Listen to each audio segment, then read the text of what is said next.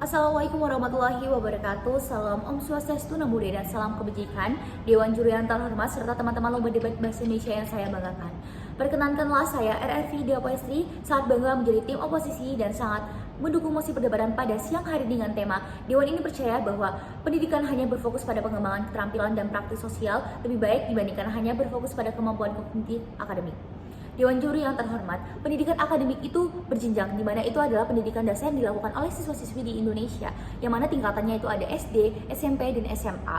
Di mana pendidikan formal yang kita ketahui di Indonesia merupakan salah satu hal yang sudah turun-temurun dilakukan oleh orang Indonesia. Di mana akhir-akhir ini sudah ada pendidikan atau sudah ada kurikulum baru, yaitu kurikulum Merdeka, yang memuat P5, yaitu proyek profil penguatan pelajar Pancasila, di mana itu merupakan salah satu program dari pemerintah untuk membentuk suatu pengembangan keterampilan dari siswa-siswi yang ada di Indonesia. Tapi nyatanya itu adalah suatu hal yang tidak berpengaruh atau tidak berkembang sama sekali dan hanya membuang-buang waktu saja. Karena nyatanya di dunia pendidikan zaman sekarang itu sudah banyak beberapa faktor yang menyebabkan P5 itu tidak dijadikan bahan sebagai bahan keterampilan atau tidak efektif. Yang pertama adalah masalah biaya. Nah, masalah biaya ini yang pertama adalah banyak sekali sekolah-sekolah yang memberikan biaya tidak sebanding dengan apa yang siswa-siswinya jalankan, di mana kita bisa melihat contoh-contoh sekolah yang ada proyek nari, proyek memasak, dan sekolah hanya memberikan biaya yang tidak sebanding dengan apa yang diharapkan oleh siswanya. Yang pertama adalah yang kedua adalah waktu dan tenaganya, di mana waktu siswa itu akan terkuras sekali karena mereka tidak hanya memikirkan keterampilannya saja, tetapi mereka juga memikirkan pendidikan akademiknya, sehingga mereka tidak fokus kepada pendidikan akademiknya. Kenapa? Karena mereka menganggap bahwasanya dengan adanya pendidikan P5 ini mereka fokus pada proyek selama 2 minggu, tetapi esokan harinya mereka harus ujian harian, mereka harus mengikuti pendidikan akademik secara beruntun. Itu menyebabkan pikiran mereka dan emosi mereka terganggu. Nah, yang ketiga dan keempat yang akan saya bahas itu adalah tentang kesehatan, yaitu kesehatan diri mereka sendiri dan kesehatan mental. Yang pertama adalah dari diri mereka sendiri. Yang saya bahas di sini adalah dimana banyak sekali sekolah-sekolah yang telah melakukan P5 dan siswanya keesokannya izin untuk tidak mengikuti pelajaran dikarenakan sakit, dan itu bisa menyebabkan badan mereka sendiri juga sakit. Yang kedua adalah dimana mental mereka tuh merasa terganggu karena mereka juga fokus terhadap P5, tetapi mereka harus beriringan juga kepada akademik, dan itu susah sekali. Dewan Juri yang terhormat,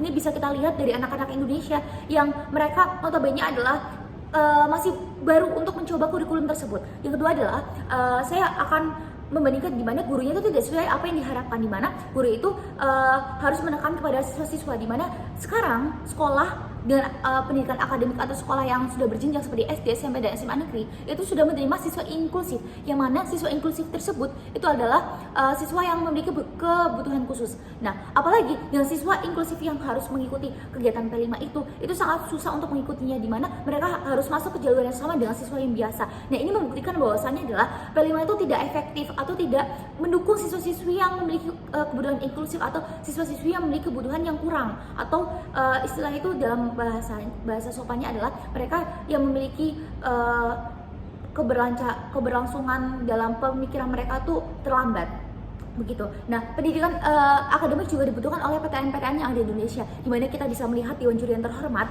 pendidikan PTN-PTN tinggi seperti universitas di jalur SN, jalur nilai rapot itu membutuhkan nilai yang sangat tinggi, sehingga yang paling kita fokuskan adalah di mana ketika masa-masa kelas 10 dan kelas 11 adalah mereka mengumpulkan nilai sebanyak-banyaknya, yaitu mereka ke PTN itu dari semester 1, 2, 3, dan 4, dan 5, yaitu berarti dari kelas 10, kelas 11, kelas 12. Dan kelas 12 memang tidak mengikuti P5, tetapi dari kelas 10, kelas 11 ketika mereka mengikuti P5 itu akan terganggu dalam proses belajar akademiknya mereka, karena yang mereka butuhkan adalah untuk kedepannya adalah akademiknya adalah ketika mereka udah masuk PTN mereka harus membutuhkan nilai yang lebih banyak, dimana ujian-ujian seperti UTBK dan lainnya adalah mereka juga membutuhkan nilai. Nah, dimana siswa-siswa ini juga sangat diuntungkan dengan adanya pendidikan akademik ini. Yang pertama adalah pendidikan akademik ini, jika berfokus pada akademik tuh siswa-siswi itu akan berkesempatan untuk menyalurkan prestasi mereka, baik dari prestasi nilainya mereka disalurkan ke PTN-PTN tertinggi.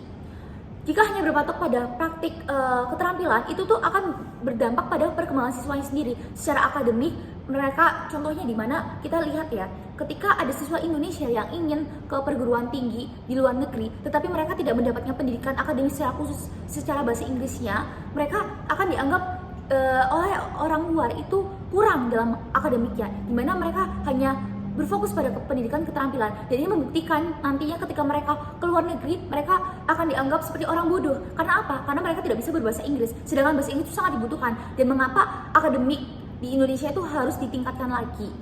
Tidak hanya keterampilan saja, tetapi emang harus beririkan. Dewan juri yang terhormat, jika pendidikan itu sesuai dengan seenaknya sendiri, hanya berpatok pada perkembangan jati diri, dan itu akan memperlambat siswa-siswinya sendiri, mulai dari kondisi kejiwaannya, kondisi mentalnya itu akan diperlambat karena mereka sendiri itu tidak dipatokkan kepada kondisi akademiknya. Lalu yang saya tekankan di sini adalah dirugikannya kepada diri sendiri dan orang lain, di mana diri sendiri rugi karena mereka tidak bisa mendapatkan pendidikan yang benar-benar pendidikan seperti akademik. Contohnya mereka hanya mendapatkan pendidikan akademiknya melalui tadi program P5-nya sendiri, mereka tidak mendapatkan PTN karena mereka selalu berfokus kepada pendidikan P5 yang disediakan oleh pemerintah. Dan sebagai generasi muda yang sebagai agen perubahan itu harus memanfaatkan fasilitas akademik dari pemerintah, yang mana keterampilan itu tidak cukup tetapi harus dijalankan juga, alias beriringan, selalu beriringan, seperti itu Dewan Juri yang terhormat. Dan saya tekankan lagi, nilai itu punya ukuran, dan setiap kita ingin kemana saja, contohnya kita ke PTN-PTN tertinggi atau ke perusahaan itu, kita akan membutuhkan ijazah, yaitu ijazah S1, S2, itu yang dibutuhkan. Bahkan ada beberapa perusahaan saya menekankan bahwasannya adalah pendidikan S1 itu sangat penting bagi perusahaannya. Nah, ini membuktikan juga bahwasannya pendidikan akademik itu sangat penting. Dan untuk meningkatkan kualitas pendidikan yang bisa memadai bagi siswa-siswinya, seharusnya pemerintah itu sadar bahwasannya anak-anak dan teman-teman atau rakyat Indonesia itu seharusnya itu perlu dibimbing untuk pendidikan akademik. Kenapa? Karena untuk nantinya mulai dari peningkatan sumber daya manusianya, peningkatan pendidikan di Indonesianya, mulai dari pendaftaran PTN-nya,